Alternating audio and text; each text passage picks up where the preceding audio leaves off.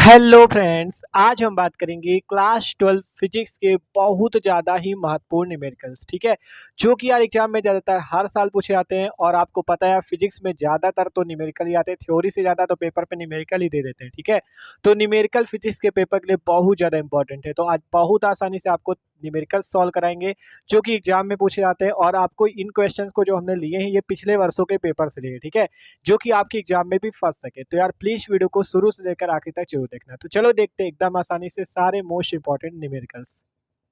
ठीक है, तो देखो पहला क्वेश्चन आपको स्क्रीन पे शो हो रहा होगा। क्वेश्चन कह रहा है आसुत जल की 64 बूंदे। एकदम आसानी से क्वेश्चन समझना, बहुत आसान है, इसी टाइप के क्वेश्चन एग्जाम में आते हैं। क्वेश्चन नंबर फर्स्ट है, आसुत जल की 64 बूंदे, प्रत्येक की त्रिज्या 0.1 मिलीमीटर है। क्या कह रहा है?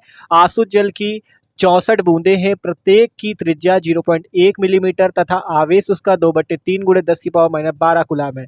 मिलकर एक बड़ी बूंद बनाती है। बड़ी बूंद का विभव ज्ञात कीजिए। क्वेश्चन समझ रहे हो? आपसे कह रहा है 64 क्या है? 64 आपकी छोटी छोटी गेंदें हैं। ठीक है, 64 क्या है? छोटी छोटी बूंदे हैं। आपको कहा गया है आसुत जल की, कोई जल है, मान लो आपसे कहा जाए जल है, उसकी 64 छोटी बूंदे हैं। ठीक है, छोटी बूंदों की जो त्रिज्या दी गई है आर बराबर दिया गया है 0.1 मिलीमीटर। देखो क्वेश्चन अगर सॉल्व करना है, जो जो कह रहा है उसका एक एक पॉइंट लिखो। आपसे देखो क्वेश्चन स्क्रीन पे जो दिख रहा है उस पर आपको लिखना पहले कि 64 छोटी बूंदे दिए गई हैं, क्योंकि कहा गया आसुत जल की 64 छोटी बूंदे जिनकी त्रिज्या 0.1 मिलीमीटर है। ठीक है, इतनी बात कही गई, और उनका आवेश भी दिया गया छोटी बूंदों का, कितना दिया गया? 2/3 गुणे 10⁻12 कूलम। ठीक है, इतना दिया गया है। अब आपसे क्वेश्चन कह रहा है ये जो छोटी बूंदें 64, ये मिलकर एक बड़ी, ये जो 64 छोटी छोटी बूंदें हैं ये मिलकर एक बड़ी बूंद बना लेती हैं। ठीक है, एक बड़ी बूंद बना लेती हैं। तो कह रहा है आपसे ये जो बड़ी बूंद बनाती, इस बड़ी बूंद का विभव ज्ञात कीजिए।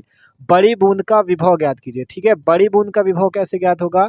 देखो v का मान ज्ञात करना है बड़ी बूंद के लिए, तो बड़ी बूंद के विभव ज्ञात करने के लिए आपको बड़ी बूंद का आवेश चाहिए, क्योंकि फॉर्मूला होता है 1/4πε0 Q/r। ठीक है, तो आपको बड़ी बूंद का आवेश चाहिए और बड़ी बूंद की त्रिज्या चाहिए, क्योंकि छोटी छोटी बूंद का सब कुछ दिया हमें क्वेश्चन कह रहा है 64 छोटी बूंदे और इसी छोटी बूंद की त्रिज्या, इसी छोटी बूंद का आवेश, लेकिन हमें ज्ञात करने को कह दिया बड़ी बूंद का।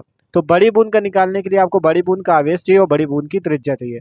तो देखो सबसे पहले बड़ी बूंद की त्रिज्या यहाँ पे लिखते हैं, माना, एकदम आसान क्वेश्चन लेकिन इंपॉर्टेंट बहुत ज़्यादा। लिखते हैं माना बड़ी बूंद की त्रिज्या बराबर, माना बड़ी बूंद की त्रिज्या कितनी है? Capital R. हम कैपिटल आर मिलीमीटर मान लेते हैं। ठीक है, कैपिटल आर मिलीमीटर हमने लिखा। माना बड़ी बूंद की त्रिज्या बराबर capital R millimetre.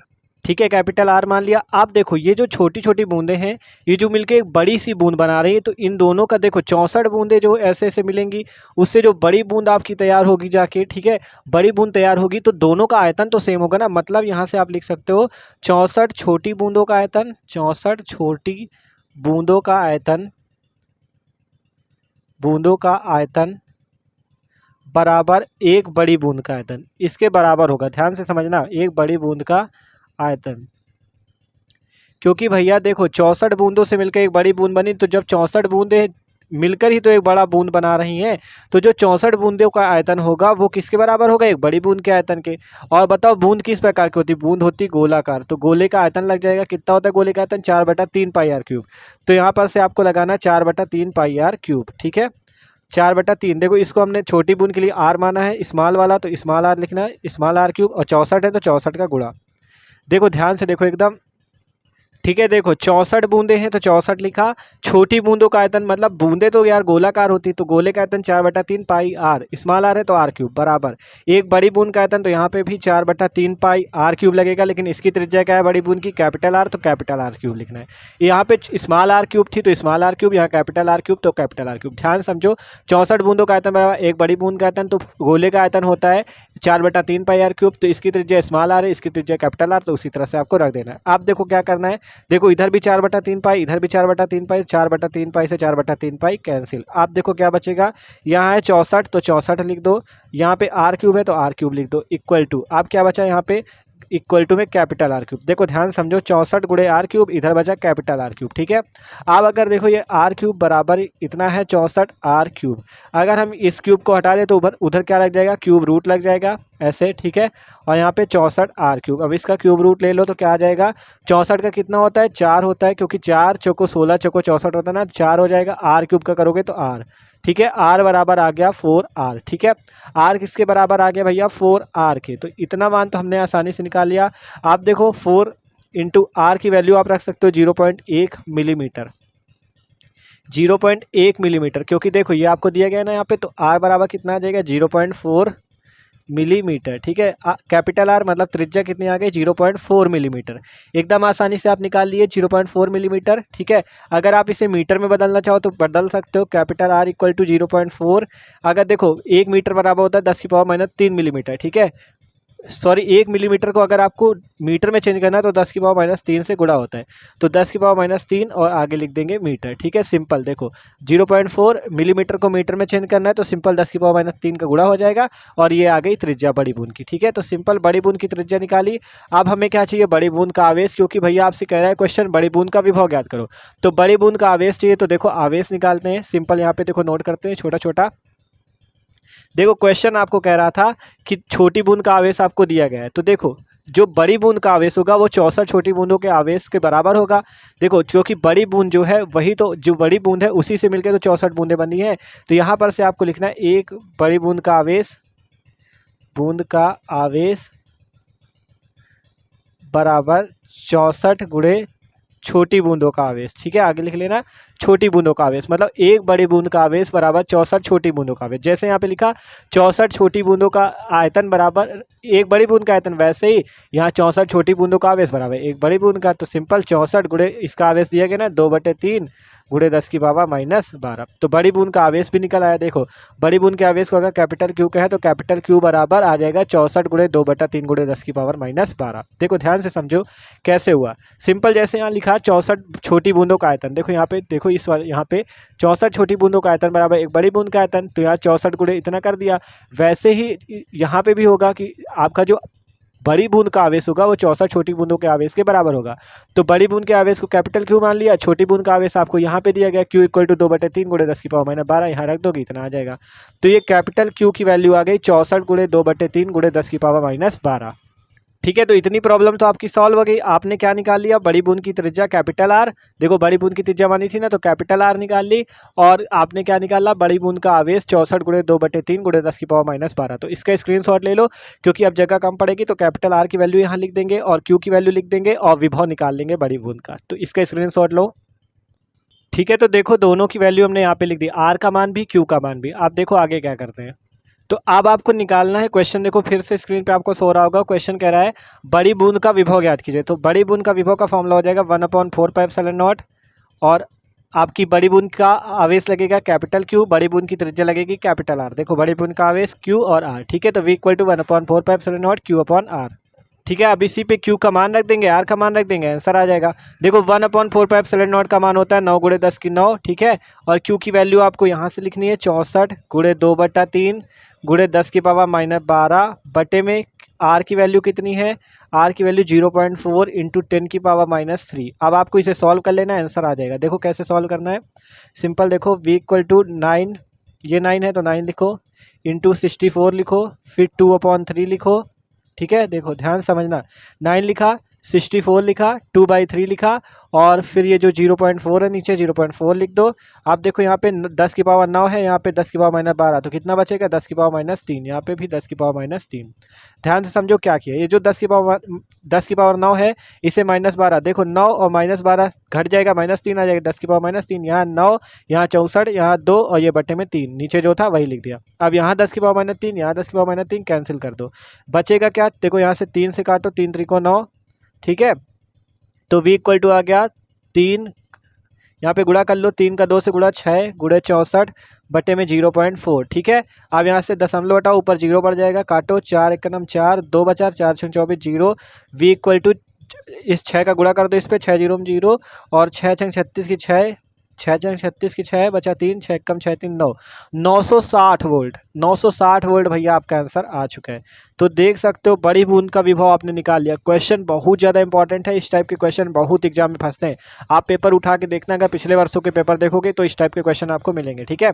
Question simple आपसे कह रहा था 64 छोटी बूंदों का आप 64 छोटी बूंदें हैं, ठीक है। और कह रहा था छोटी बूंदों की त्रिज्या दी है, छोटी बूंद का आवेश दिया है, आपको बड़ी बूंद का विभव ज्ञात करना है। तो बड़ी बूंद का विभव कैसे ज्ञात करोगे, आपको सिंपल यहाँ लिखना है, माना बड़ी बूंद की त्रिज्या बराबर कैपिटल आर, ठीक है। फिर लगाओगे 64 बूंदों का आयतन बराबर बड़ी बूंद का आयतन, आयतन निकाल लोगे जिससे कैपिटल आर का मान आएगा। फिर एक बड़ी बूंद का आवेश बराबर 64 छोटी बूंदों का आवेश, आवेश निकालोगे आसानी से, फिर विभव का फॉर्मूला लगा दो और आंसर, ठीक है। तो इंपॉर्टेंट क्वेश्चन था, इसे जरूर तैयार करना, ठीक है। अब अगला क्वेश्चन देखो, मोस्ट इंपॉर्टेंट देखते हैं और स्क्रीनशॉट ले लो।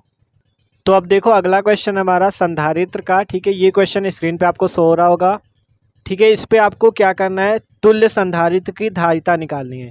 देखो C1 का मान ये, C2 का मान ये, C3 का मान ये है, ठीक है। तो तुल्य धारिता निकालनी, एकदम सिंपल सा क्वेश्चन है, ठीक है। संधारित्र वाले क्वेश्चन भी आते हैं एग्जाम में। तो सिंपल इस पे कैसे निकालोगे, देखो आपको तुल्य निकालनी है। तो सबसे पहले देखो ये और ये संधारित्र श्रेणी क्रम में जुड़ा है, तो यहाँ पर लिख सकते हो, मान लो इनको कोई नाम दे दो, ठीक है। जैसे इस संधारित्र को भी कोई नाम दे सकते हो यहाँ पे, ठीक है। तो देखो सिंपल यही लिख देते हैं, C1 और C2 ना, तो लिख देते हैं C1, ये देखो श्रेणी क्रम में, मतलब एक ही लाइन पे, तो C1 व C2 श्रेणी क्रम में है, तो सिंपल ये लिख दिया, ठीक है। अब श्रेणी क्रम का आपको फॉर्मूला पता होगा, क्या होता है, 1/C बराबर 1/C1 प्लस 1/C2, यही फॉर्मूला होता है ना, 1/C बराबर 1/C1 प्लस 1/C2, ठीक है। यहाँ से निकाल लो, 1/C बराबर 1/C1 कितना आ जाएगा, 1/5 प्लस 1/10, सॉल्व कर लो, ठीक है। 1/C बराबर एलसीएम आएगा 10, यहाँ 5 दूना 10, 2 आया प्लस 1, ठीक है। सी का मान निकालोगे तो देखो 1/C का मान आएगा 3/10, सी का निकाल लोगे तो 10/3, सी का मान आया 10/3 माइक्रोफैरेड, ठीक है। अभी निकलिए इन दोनों के बीच में धारिता, जो इन दोनों के बीच में श्रेणी क्रम का सूत्र लगाने पे आया वो ये आया।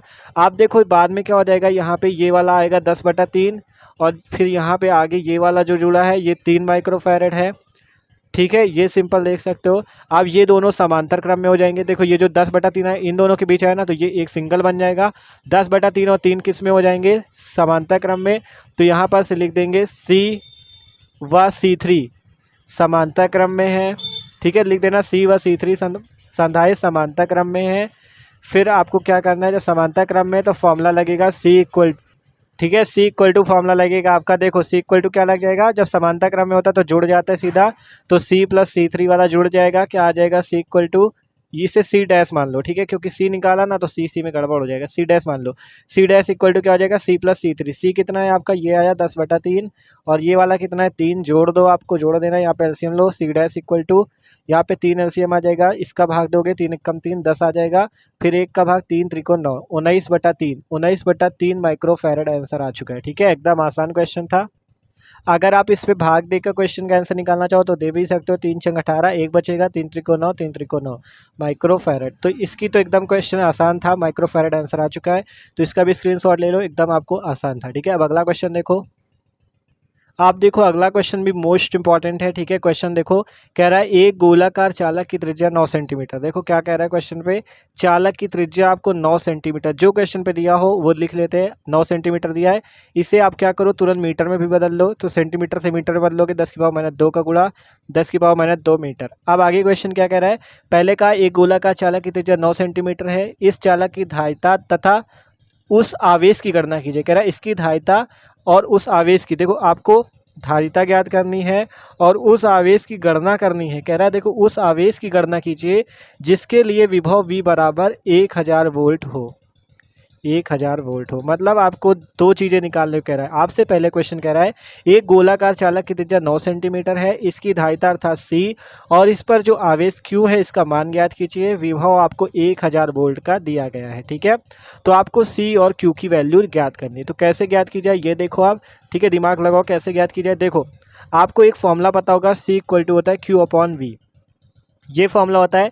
देखो अब अगर यहाँ पे V ही हमें पता है केवल, ना C पता ना Q पता, C और Q दोनों निकालना है, तो सोचो कैसे निकाला जाए। एक फॉर्मूला और होता है, देखो R दिया गया है ना आपको त्रिज्या, तो एक फॉर्मूला होता है V इक्वल टू 1/4πε0 Q/R, जो अभी इसके पहले वाले क्वेश्चन में बताया था ना, तो बस यही वाला क्वेश्चन आप इसी पे रख देना है। Q की वैल्यू है ही हमारे पास, सॉरी Q निकालना है, V की वैल्यू है, R की वैल्यू रख दो, तो V की वैल्यू कितनी 1000, तो 1000 रखो, 1/4πε0 का मान 9 × 10⁹, तो 9 × 10⁹ रख दो, इंटू Q की वैल्यू निकालनी है तो Q रख दो, R की वैल्यू कितनी है 9 × 10⁻², तो 9 × 10⁻², ठीक है। अब इस 9 से इस 9 को काट दो, ठीक है, 10⁻² ऊपर भेज दो, तो 1000 इक्वल टू ठीक है, कितना आ जाएगा, ये 10 की पावर 9 है, ठीक है 9, और ये 10 की पावर 2 ऊपर जाएगा तो प्लस का हो जाएगा 10 की प्लस 2 इंटू क्यू। ठीक है, अब यहाँ से क्यू की वैल्यू निकाल सकते हो आप। क्यू की वैल्यू कैसे निकलेगी, क्यू इक्वल टू देखो यहाँ से क्या आ जाएगा 1000 बटे में ये 9 और 2 जुड़ के 11, 10 की पावर 11। ठीक है, ध्यान से देखो, ये आपका 1000 है तो 1000 लिख दिया, 9 और 2 जोड़ो 10 की पावर 11, यहाँ से मान निकाल लो। इसे लिख सकते हो आप, देखो 10 की पावर 3 बटे 10 की पावर 11। ठीक है, अब अगर इसे ऊपर भेज दो तो क्या हो जाएगा 10 की पावर 3, ये अगली लाइन पे आप लिखना, ठीक है 10 की पावर माइनस 11, ये प्लस का 11 ऊपर चला जाएगा माइनस का हो जाएगा। ठीक है, अब यहाँ से निकालोगे मान तो 10 की पावर माइनस 8 कूलाम आ जाएगा। ठीक है, तो क्यू का मान कितना आया 10 की पावर माइनस 8 कूलाम। ठीक है, Q इक्वल टू 10 की पावर माइनस 8 कूलाम आया। अब आपको क्या ज्ञात करना है, धारिता ज्ञात करनी, तो फॉर्मूला लगाओ C equal to Q upon V. C equal to Q की वैल्यू 10 की पावर माइनस 8, V की वैल्यू 10 की पावर 3 डायरेक्ट लिख दो, 1000 है ना तो 10 की 3 लिख सकते हैं, इसे ऊपर भेज दो तो कितना हो जाएगा 10 की पावर माइनस 8, और ये प्लस का है ऊपर जाएगा माइनस का 10 की पावर माइनस 3, वैल्यू निकालोगे 10 की पावर माइनस 11 फैरेड। ठीक है, तो C की वैल्यू आ गई 10 की पावर माइनस 11 फैरेड, और Q की वैल्यू आ गई 10 की पावर माइनस 8 कूलाम। तो देख सकते हो भैया सिंपल ये क्वेश्चन भी सॉल्व हो गया। तो देख सकते हो सिंपल आपसे क्वेश्चन कह रहा था एक गोलाकार चालक की त्रिज्या इतनी है, आपको कह रहा है धारिता और आवेश ज्ञात करो, विभव इतना है। तो सिंपल ये वाला फॉर्मूला लगाया, क्यू का मान निकाल लिया, सी का मान निकाल लिया, आंसर हो गया। ठीक है, तो एकदम आसान था, इसका भी स्क्रीनशॉट ले लो। इसी टाइप के भैया क्वेश्चन पूछाते, मोस्ट इंपॉर्टेंट है तीनों क्वेश्चन। तो वीडियो अच्छा लगा हो तो लाइक कर देना, चैनल पर ना हो तो सब्सक्राइब जरूर कर देना। इसी टाइप के मोस्ट इंपॉर्टेंट क्वेश्चन हम लोग देखेंगे, फिजिक्स केमिस्ट्री सब चीज़ के। ठीक है, तो चैनल को सब्सक्राइब जरूर कर लो। Okay, thanks for watching this video.